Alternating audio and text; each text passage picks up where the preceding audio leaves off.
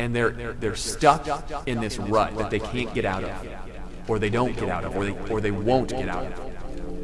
This past summer, we were able to go to Nicaragua as a worship arts team, and as the airplane descends over the capital city of Managua, off the left wing of the plane is always a pall of smoke rising up from a place called La Churecca, city landfill where all the trash from the entire city of Managua. This dump is not like Mount Rumpke here in Cincinnati. It's 180 acres of just piles of trash. Some 1,500 people live there. On July 14th, Shane and Matt and I had a chance to go into La Churecca with one of the locals because it was too unsafe for us to travel in there by ourselves. And so we met Alejandra, a mother of 7 children. She helps work in the tin roof ministry right outside the dump there.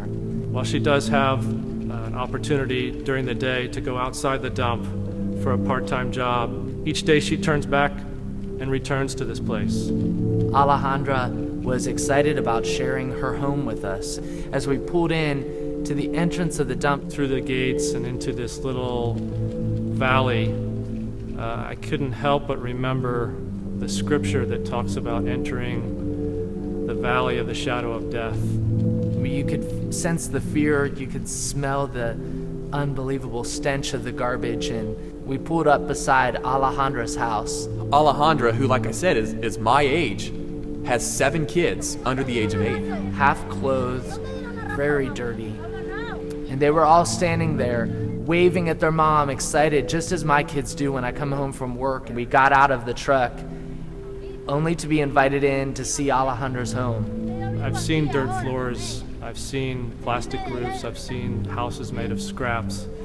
It's all too prevalent, but what really struck me is the horrific health conditions and what impact they were having on these little children. And the kids were so excited, they led us through an opening, not a door, but just this opening in the front of the building. And Alejandra is just beaming with this smile. So proud. This is where I live. These are my kids. I'm so glad you get to come and meet my family. There weren't even 4 walls. There was only 3 walls.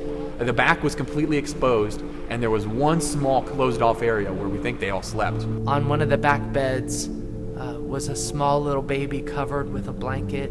I remember just standing there, overwhelmed, not sure what to say or do. I couldn't even say anything to Chris. I walked out the back of the house that led up to other homes and shacks that were all put together, only to see 2 little boys, like my boy's age, working through the garbage to try to find food.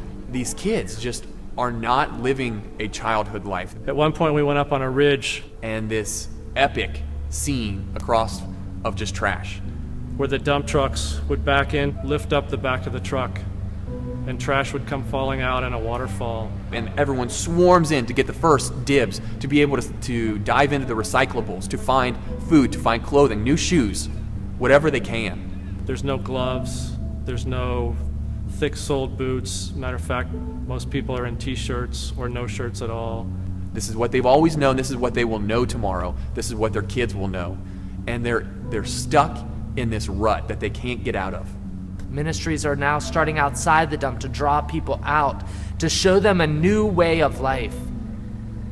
And I started to think, why couldn't they? Why couldn't they just move out of here? Alejandra, with this, again, smile and grin, says, "So what do you think?" Where she wanted to know, what do you think of my home? What do you think of La Churecca? She was taking ownership and pride in it. And I started to think about how horrible it was. And in my best Spanish, I communicate back to her, and I said, "It's just incredible. It's nothing like I've ever seen before." As I turned the camera back to her, I said, "Well, what do you think?" And she stopped. And for the first time, you saw emotion in her face. You saw something other than this smile. Yo he vivido aquí toda mi vida y She said, this is my home. que el gobierno no sirve. This is where I live. This is where my dad lives. This is where my uncle works. This is all I've ever known. I can't think of a new way. We said, Alejandra, how do you do this?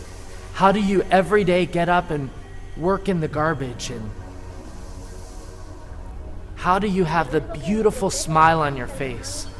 Alejandra said, it's only by the grace of God. It was so foreign to her to think of life anything different than what she saw in La Churecca. The Tin Roof Foundation has built a school right outside the dump to try and show the children that there is a better way, that there's another way, that you can come out and get an education and go and make jewelry, work on cars, do something. I've seen parallels in people's walk with the Lord that it is so hard to see life in any other way when we get so bogged down by the garbage of our world and our lives. It's only by His power that we can come up to breathe and think of life in a whole new way.